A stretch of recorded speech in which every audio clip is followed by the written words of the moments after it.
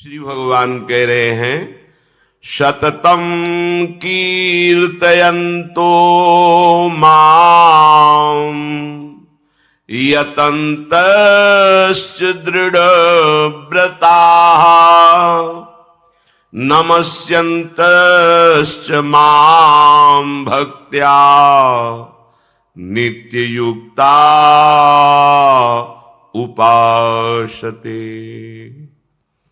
हे अर्जुन, जो नित्य निरंतर मेरे भजन में लगे हुए हैं,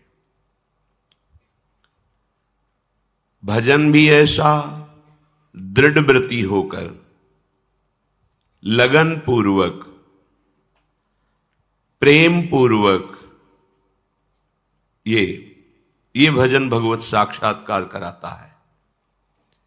नित्य निरंतर मेरे भजन में लगे हैं और लगन पूर्वक। लगन लगन सब कोई कहे, लगन न जाने कोई। लगन उसी को कहते हैं जिसमें मन तन दोनों का विस्मरण होकर केवल आराध्य देव का साम्राज्य।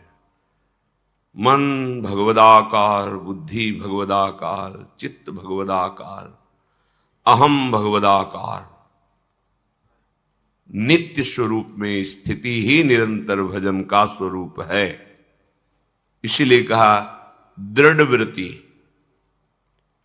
ये दृढ़ वृत्ति वही हो सकता है जिसके हृदय में सत्संग के द्वारा ये बात बैठ गई है कि शरीर के जितने भी भोग हैं ये सब भ्रमात्मक, केवल समय नष्ट करने के लिए हैं। और ये परम सत्य बात है। अभी आप अज्ञान से युक्त हैं, इसलिए आपको ऐसा लगता है कि अगर अमुक अमुक भोग मिल जाएं, अमुक अमुक सुख मिल जाए संसार का, तो हम सुखी हो जाएं। लेकिन जिनको वो भोग प्राप्त है, जिनको वो सुख प्राप्त है, वो उनमें सुखी नहीं है। मान लीजिए, कई बार सत्संग में सुनाया है ये बात इसीलिए सुना रहे हैं कि आप तो अल्प भोगों के स्वामित्व को धारण करते हैं। मेरे पास इतना रुपया, इतनी जमीन, इतना। चक्रवर्ती सम्राट महाराज भर्तृहरि जब युवावस्था को प्राप्त हुए तो युवावस्था में सबके हृदय में भोगाकर्षण होता है। सबको अच्छा लगता है, सुंदर पति हो, सुंदर पत्नी हो, सुंदर महल हो, खूब भोग सामग्री हो, हमारी आज्ञा पालन करने वाले सेवक हो, आदि आदि। जितना तुम सोच सकते हो उससे बहुत अधिक महाराज भर्तृहरि जी के पास था। क्योंकि चक्रवर्ती उसे ही कहते हैं। भूमंडल में एक छत्र राज, जहां से सूर्य उदय होता है और जहां सूर्य अस्ताचल को जाते हैं, वहां तक उनका एक छत्र स्वामित्व। छोटे भाई विक्रमादित्य महान बलशाली, महान बुद्धिमान, कुछ कमी नहीं। यौवन अवस्था का आवेश, बार बार मन भोगों की तरफ, इंद्रियां भोगों की तरफ, क्योंकि इनका प्रमथन स्वभाव है। प्रमथन माने मथ देना, व्याकुल कर देना। जिस भोग का स्फुरण हुआ, संकल्प बना, क्रिया के लिए व्याकुल कर देना, ये प्रमथन स्वभाव वाली इंद्रियां भी हैं और प्रमथन स्वभाव वाला मन भी है। जब तक प्रभु का आश्रय नहीं है तब तक इस व्याकुलता को कोई सह नहीं सकता।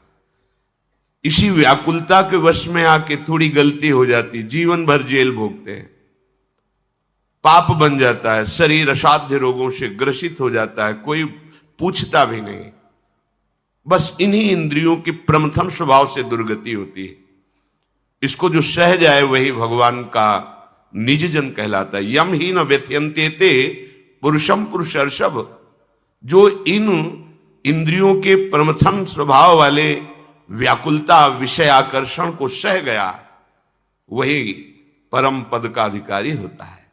यम ही न व्यथयन्ते ते पुरुषम पुरुषर्षभ सम दुखा सुखाधीरम स्वमृतत्वाय कल्पते। आदित्य ने समझाने की कोशिश की, लेकिन उनको समझ में नहीं आया।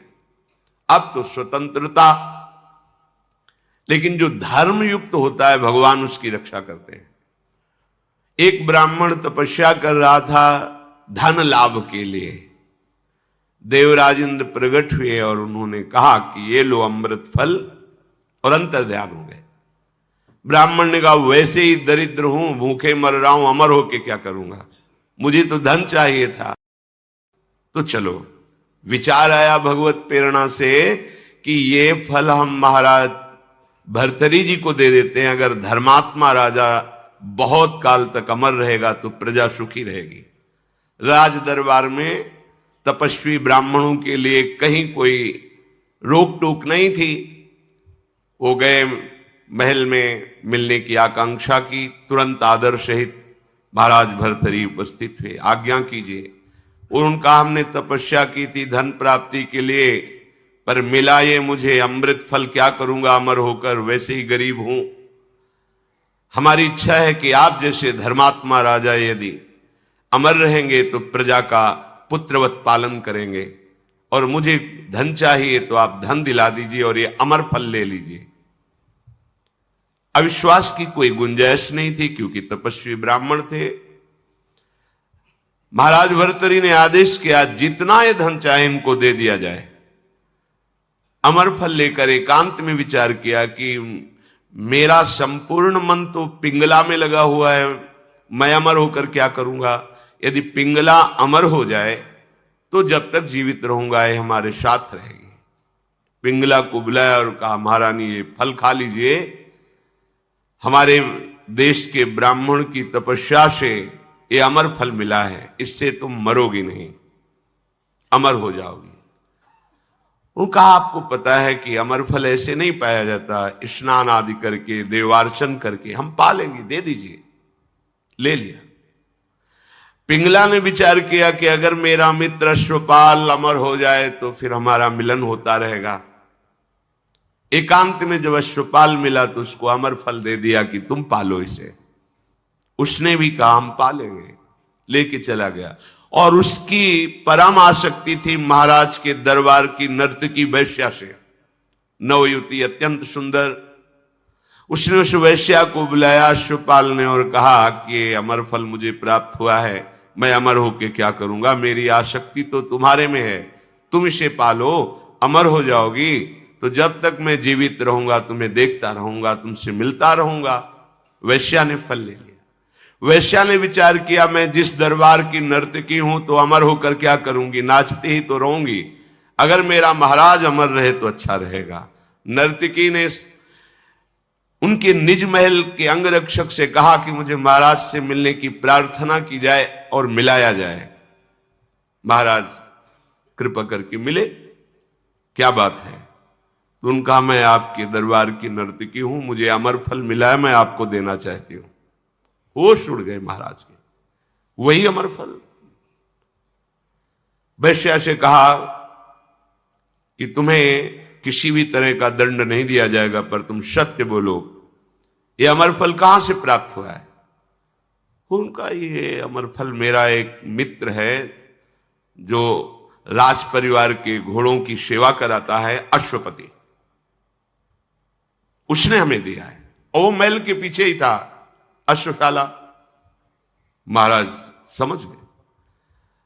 उसको बुलाया अश्वपति को और कहा भाई सीकर तय त्रैलोक सुपाशी, पूरे त्रिभुवन को जो सुख का अनुभव हो रहा है, कहीं भी उस आनंद समुद्र के एक बूंद को ऐसे करो तो उसमें जो कई विभाग होते उसे एक विभाग को सीकर कहते। उस एक विभाग से संपूर्ण त्रिभुवन सुख का अनुभव करता है, यहां से लेके ब्रह्मलोक तक, नीचे के रसातल, तलातल, पाताल आदि लोक। आप सोचो वो आनंद सिंधु जब मिलेगा तो कैसा सुख होगा। और जब तक वो नहीं मिलता है तो जैसे ओस के चाटने से प्यास नहीं बुझती, ऐसे भोगों के भोगने से तुम्हारी सुख की लालसा नहीं मिटने वाली। देख रहे हो, खूब भोग के देख रहे हो, बहुत जन्मों में भोग चुके हो। इसलिए दृढ़ व्रत जब तक तुम नहीं धारण करोगे तब तक निरंतर भजन नहीं होगा। और दृढ़ व्रत वही धारण कर सकता है जिसने ये निश्चय कर लिया है सत्संग के प्रभाव से प्राप्त हुई विवेक के द्वारा कि संसार में सुख नहीं है। अगर संसार में सुख बुद्धि है, भोग ऐश्वर्य अच्छा लगता है, तो तुम भजन का निश्चय ही नहीं कर पाओगे। अब तो आपने जान और समझ लिया कि सब मतलबी हैं। अब जीवन आपके हाथ में है।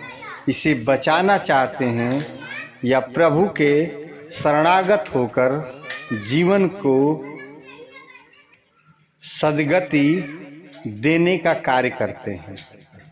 जय श्री राधे।